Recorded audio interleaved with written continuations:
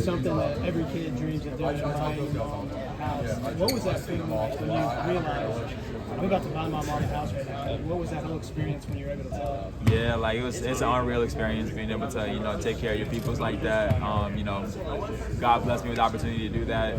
The NIL world blessed me to do that. When I first told my mom that, I was taking care of her and my sister and her 2 kids. So my sister and 2 kids are going out there and living with them.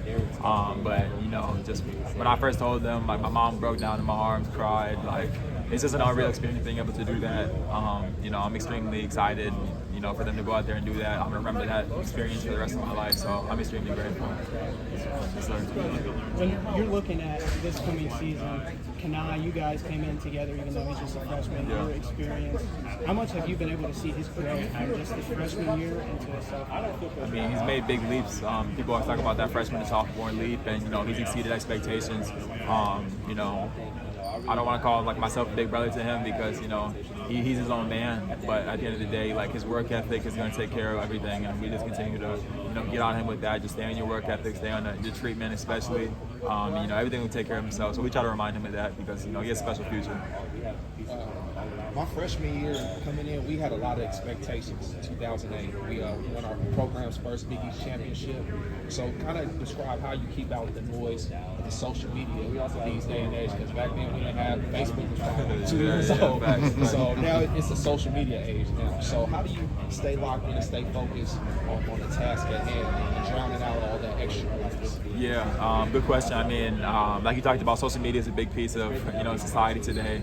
You're gonna get DMs, you're gonna get calls, text messages, people gonna find your number, you don't know how they got it. But at the end of the day, it's kind of just like, Coach talks about it all the time. It's called thump, thump, thump. Like, people are gonna love you when you're up, people are gonna hate you when you're down.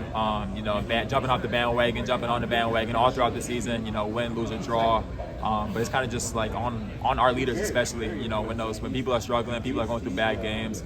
Whether you're a freshman, whether you're a 6th year, 7th year, no matter what the case is, you're going to struggle. Like, that's just inevitable. You're going to struggle with that. And this was on us to continue to stay in the gym, continue to work on ourselves, and, to try our best to block out that noise like we talked about.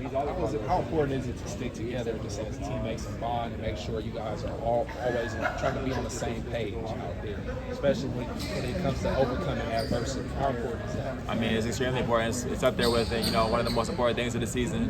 It's going to determine your success throughout the season. How well you guys stick together, because like I said, the cookie's gonna crumble eventually, no matter what, no matter who your team is, no matter what, no matter injuries, no matter success, losses. Adversity is coming.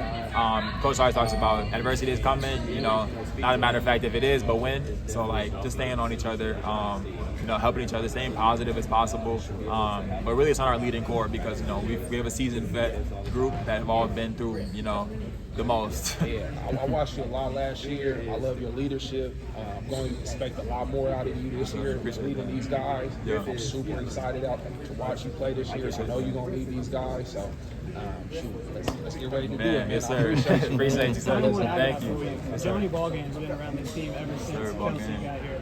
And how much has he been just so pivotal to this whole team environment? Yeah, I mean, Johnny Ballgame's one of a kind.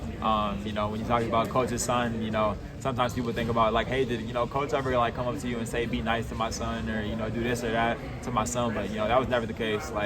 Everybody's just kind of fell in line with just him being a part of the family, him being a brother. He's on the bus rides, the plane trips, the practices. He walks in the gym and everybody claps, calls ball game. He's just one of the guys, and so it's just. He loves it, we love it, and we're all just grateful to have him around the program. Awesome. Appreciate it. Thank you very much. Oh, you good, you good. You good. Thank you. Sorry, my hands are a little sweaty. No, you're good, you're good. You go. Last season, you did a little bit of everything, back to the basket, ball handling, shooting, defense. Over the course of this offseason, is there an aspect of your game you worked on over another, or are you just trying to bring up all of your skill sets together? Yeah, I mean, just trying to be as polished as possible, especially being a seasoned vet. I think just being polished is what, people count on you to be. The staff and my teammates have done a really good job of staying on me with my 3-point rate. Last year was about the NBA draft process towards the end of the year, just learning about what the NBA scouts are looking for with the 3-point rate. Just trying to get my 3-point rate up, and my teammates and my staff have done a really good job of staying on me about shooting those open threes and just working on that aspect of my game. If you had to play these two in a game of horse, who's winning? In a game of horse?